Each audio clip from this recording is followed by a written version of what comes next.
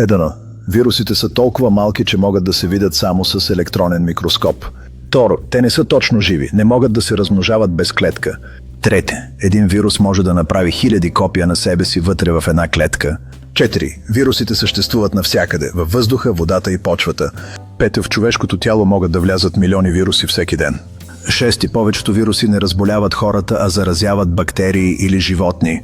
7. Някои вируси могат да оцелеят часове или дни върху повърхности. 8. Вирусите могат да мутират много бързо, затова се появяват нови варианти.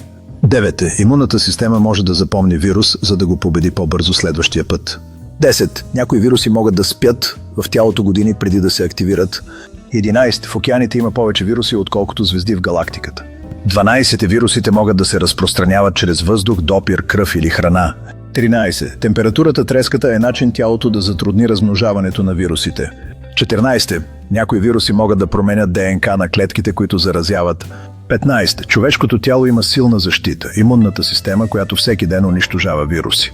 Бонус факт. В една капка морска вода може да има милиони вируси.